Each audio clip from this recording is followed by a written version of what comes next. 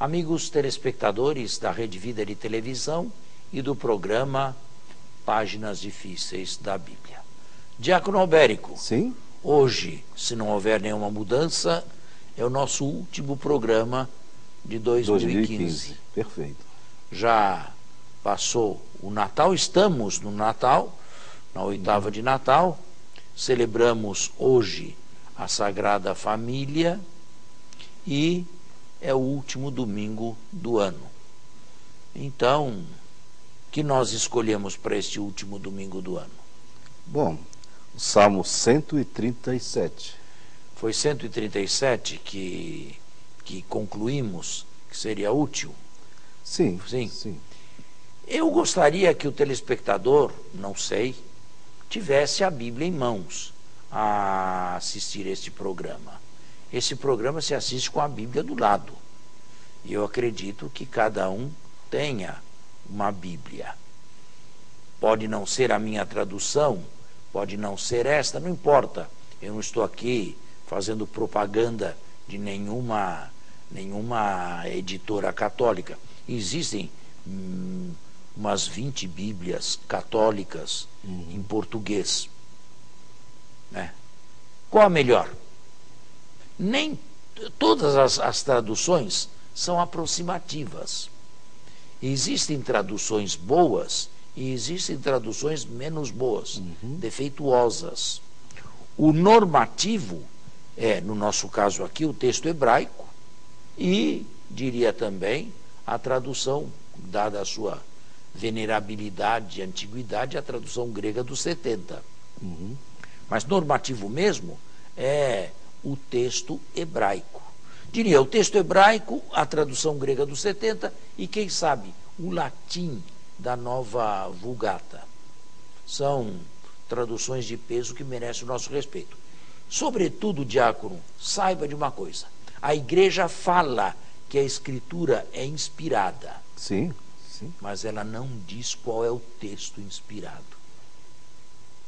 Não seria ela toda inspirada? Sim, toda inspirada. Mas ela no hebraico, ela no grego, ela no latim, ela em que língua? A igreja nunca se pronunciou a respeito disso. Eu tenho para mim claro que a tradução brasileira, portuguesa do Brasil, não é inspirada. A tradução.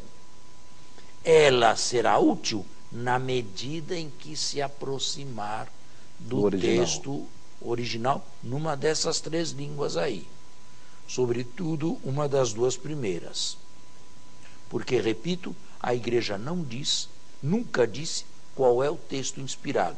Se é o texto hebraico, se é o texto grego. E, às vezes, acontece que há divergências entre o texto hebraico e o texto grego.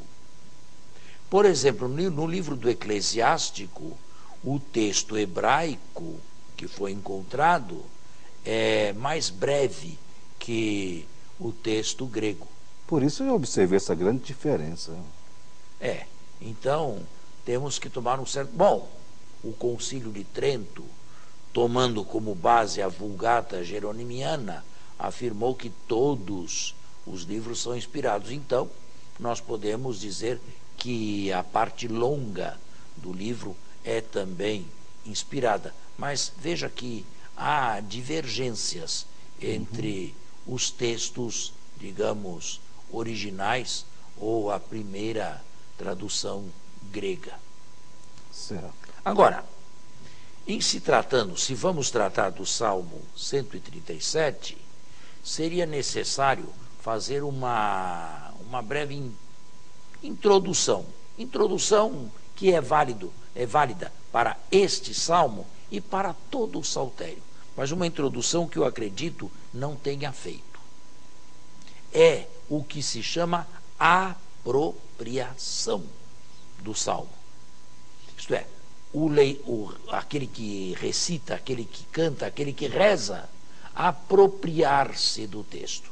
Se não se apropria do texto, o texto fica estranho, o texto fica indiferente, e eu tenho para mim que muitas pessoas deixam de rezar os salmos porque os salmos não lhe dizem coisa alguma. Prefere uma oração qualquer aí, feita por qualquer um na modernidade, uma oração a um santo, uma oração, uma ladainha, ao saltério, porque não são capazes de apropriar-se do texto. Eu terei dito na introdução que para se apropriar de um texto escrito em métrica e em poesia, é preciso ter uma certa veia poética. Sim. Mesmo Isso. porque os salmos usam certas hipérboles, certos superlativos que são importantes e são permitidos na poesia. Mas se fosse na oração lógica, não. Então, se alguém não tem uma queda para a poesia, não sabe aproveitar bem o saltério. Mas eu falo hoje, sobretudo, a respeito de apropriação. E falando a respeito de apropriação, eu tomo o Salmo 137, que aparentemente é de estranho, é longínquo, é distante de qualquer apropriação. Mas eu vou fazer uma apropriação. Perfeito. Então, leia o Salmo devagar. Primeiro, os 2 primeiros versículos. À beira dos canais de Babilônia, nos sentamos e choramos com saudades de Sião. Dos salgueiros que ali estavam, penduramos nossas harpas. Lá, os que nos exilaram pediam canções, nossos raptores queriam alegria. Cantai-nos um canto de Sião. Bom, vamos parar por aqui. Este é um dos poucos salmos que pode ser datado com alguma aproximação. Veja, os verbos dos versículos 1 e 2 estão no perfeito do indicativo. Não estão no presente, estão no perfeito. E no versículo 3, lá. Portanto, aquele que escreveu numa outra época. Senão não diria lá, diria aqui. Interessante. Foi passado. Eu acredito que o salmo seja pós-exílico, mas se remonte ainda a uma época em que os exilados judeus estavam em Babilônia, à beira dos canais de Babilônia. Eles foram transportados de uma terra árida, seca, qual a Palestina, para uma terra irrigada de água. Esses canais são os afluentes do rio Eufrates, do grande rio Eufrates que banhava Babilônia. Bem, mas não dizem aqui os autores ou o autor que estes canais eram fontes de alegria. Pelo contrário, sentávamos e choramos, sentávamos e chorávamos, com saudades de Sião, isto é, com saudades de Jerusalém. Esta é aquela porção dos judeus mais cheia de sorte, que não foi parar nem na prisão, nem na escravidão, mas teve uma liberdade vigiada. Com saudades de Sião. Para aumentar essa saudade, o sarcasmo do versículo 3. Os que nos exilaram pediam canções, queriam alegria. Cantai-nos um canto de Sião. Isto aqui é sarcástico. É pedir a pessoas que estão chorando, que estão gemendo e que estão aflitas, que cantem alguma coisa da sua pátria, agora distante, para nos alegrar. É irônico, profundamente irônico. E daí a pergunta: como poderíamos cantar um canto do Senhor numa terra estrangeira. Bom, imediatamente vem à mente o problema da apropriação. Já esteve em Babilônia? Eu não. Eu também nunca estive lá. Babilônia está em ruínas, não existe mais.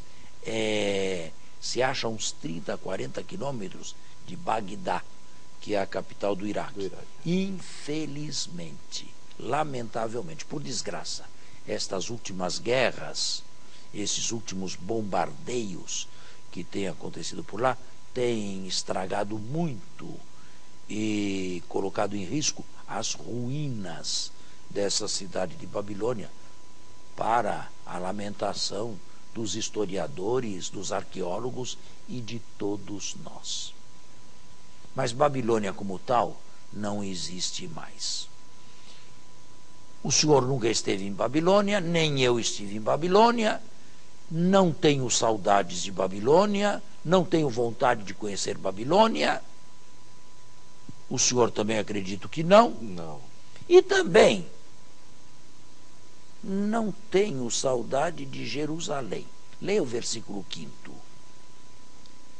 Se eu me esquecer de ti, Jerusalém, que me seque a mão direita. Está vendo?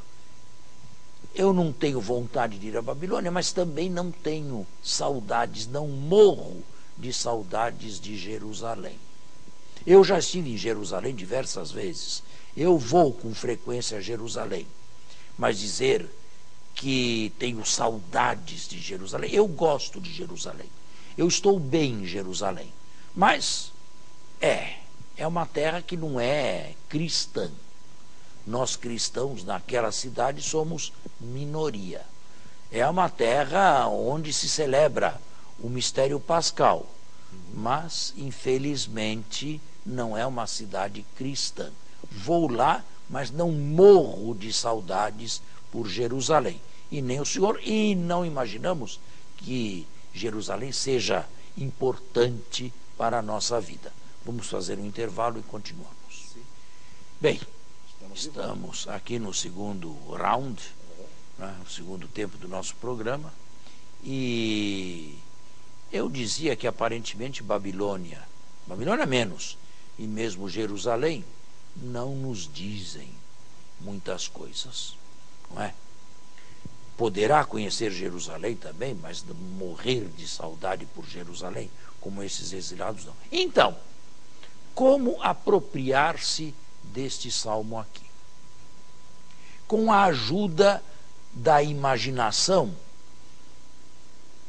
que recebe luz da inteligência de textos bíblicos já considerados, já lidos, estudados e assimilados.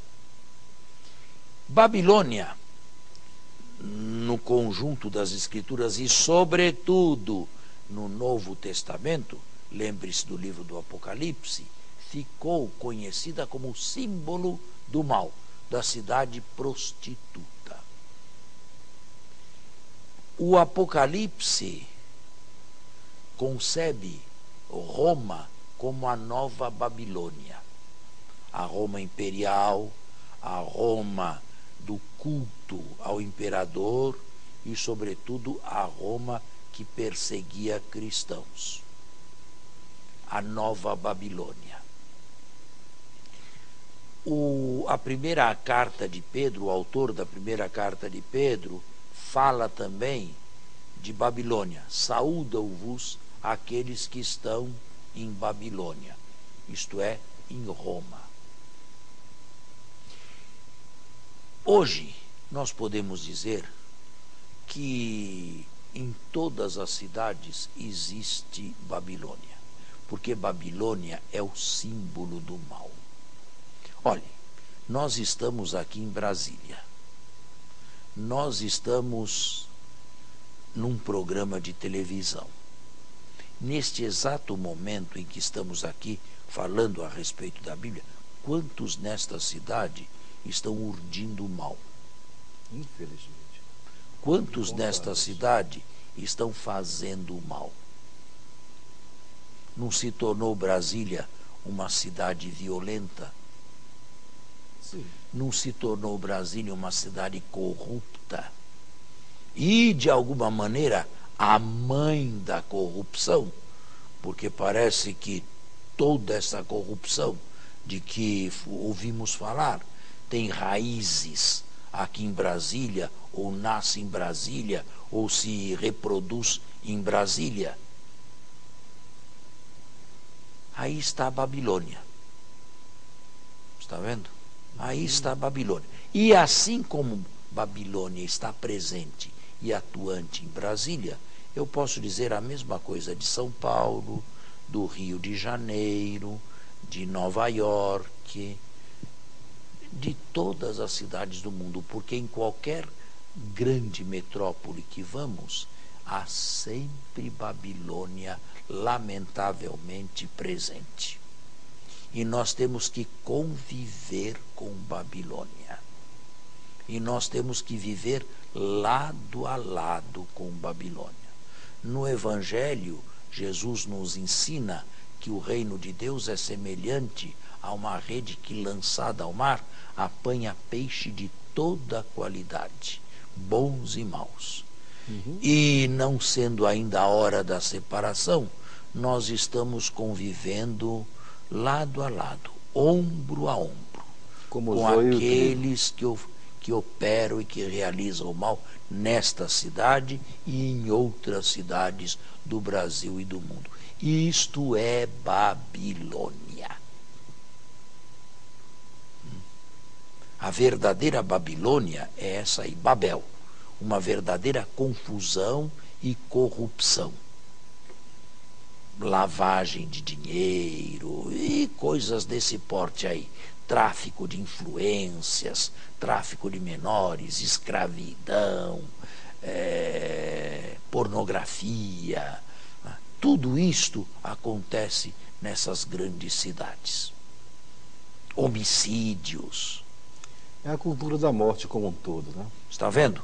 A isto nós podemos dar o nome de Babilônia. E se fizermos isto, o Salmo começa a nos dizer respeito. Começa a nos interessar de perto. Está vendo? E Jerusalém? Jerusalém, Paulo já o fala na carta aos Gálatas, é, em primeiro lugar, a igreja, a nossa mãe. Depois o autor do Apocalipse falará da Jerusalém futura, que desce do céu, de junto de Deus. Mas agora é a nossa mãe igreja. A igreja está esparramada por Babilônia. Está. Assim como no tempo do Apocalipse e do autor da primeira epístola de Pedro, havia cristãos, núcleos cristãos em Babilônia, em Roma, hoje há núcleos cristãos, gente de bem, gente que faz o bem, gente que aborrece o mal, em todas essas cidades. Qual é o número maior? O dos habitantes de Babilônia ou dos habitantes de Jerusalém? Santo Agostinho escreveu, certa vez, um livro sobre a cidade de Deus, em contraposição à cidade dos homens. Dois amores construíram duas cidades. O amor de Deus até o desprezo de si, que constrói a cidade de Deus, e outro, o amor de si, que vai ao desprezo de Deus e que constrói a cidade terrestre, que nós chamamos aqui Babilônia. As duas cidades coexistem dentro de um mesmo número, dentro de uma mesma metrópole. Eu estou usando a imaginação, estou usando um pouco de conhecimento bíblico para atualizar esse salmo aqui. É a leitura espiritual, na verdade, não? É, mas, sobretudo, uma apropriação. Agora o salmo me começa a falar. Mas eu não preciso parar aí, eu posso continuar. Eu posso dizer que a linha que divide Babilônia de Jerusalém não passa rente a mim, ela passa dentro de mim. E dentro de mim, e dentro de todos nós, existe alguma coisa que pode receber o nome de Babilônia. São todas aquelas partes dentro de nós que não foram suficientemente evangelizadas, que não se converteram ao Evangelho. De quando em quando alguém sente que uma seiva venenosa sobe como que de dentro e o leva a praticar desatinos que normalmente não faz. Não faz. É Babilônia agindo aqui dentro. É a concupiscência da carne, poderíamos dizer? Poderíamos, mas de acordo com Sim, o Salmo, sim. chamemos Babilônia. Más tendências e por aí afora. Sobretudo quando se dá vazão a isso. Aí parece que Babilônia leva a melhor sobre Jerusalém. A Jerusalém Interessante. interna. Agora, continue a leitura do Salmo. Que me colhe a língua ao paladar, caso eu não me lembre de ti, caso eu não eleve Jerusalém ao topo da minha alegria. Senhor, relembra o dia de Jerusalém aos filhos de Edom. São aqueles do sul de Jerusalém, da Judéia, que aplaudiram quando Jerusalém foi destruída. Entendi. Quando diziam, arrasai-a até os alicerces. E agora, bem na lei do talião, olho por olho, dente por dente, era o Antigo Testamento, Ó devastadora filha de Babel, Babilônia. feliz quem devolver a ti o mal que nos fizestes. Feliz quem agarrar e esmagar teus nenês contra a À rocha. primeira vista, um desejo absurdo para um cristão. Feliz quem agarrar e esmagar teus nenês contra a rocha. Mas eu posso transpor isto aqui para o nível metafórico que estamos falando. Babilônia não tem apenas adultos, tem nenês. Tem aqueles que estão aprendendo a fazer o mal. Ainda não entraram de tudo para o crime, mas estão dando os primeiros passos. Que isso seja extirpado também. Que Babilônia não tenha nem presente e nem futuro. Que ela tenha um dia apenas passado, que ela passe, não mais. E dentro de nós, que aquilo que não foi evangelizado e de vez em quando sobe, não tenha futuro também. Que esses nenês aqui sejam jogados contra a rocha e sejam esmagados. Bem, o que eu fiz? Eu fiz uma leitura de um salmo, difícil à primeira vista de ser apropriado, mas com apropriação, para ensinar o telespectador, o leitor, a se apropriar de um salmo e fazer dele palavra de Deus. Usei a imaginação, usei uma imaginação conduzida pela inteligência das escrituras que eu tenho. Uma certa ingenuidade, não nego, mas um princípio hermenêutico válido. Está claro? Está claro. O Catecismo da Igreja ensina a fazer essa leitura espiritual, não? Acho que é lá no número 115. Bem, eu não tenho aqui o catecismo agora. Agora, é claro, isso se faz com um certo cuidado, não é? Para não exagerar demais e não ir longe demais. De qualquer maneira, os padres do deserto e São Bento e a linha beneditina fez já no passado esta leitura, esta apropriação. Os padres do deserto eram preocupados em se apropriar do texto. Interessante, eles não tinham um texto, eles eram analfabetos na maior parte, e não havia bíblias em mão, porque era texto escrito à mão, mas decoravam os 150 salmos e os recitavam de memória. O nosso programa está no fim. Temos que encerrá-lo, não sem antes desejar ao telespectador, sendo este o último domingo de 2015, um feliz ano novo e muita alegria e muita bênção de Deus em 2016. Até o próximo domingo e um feliz ano novo, um feliz 2016.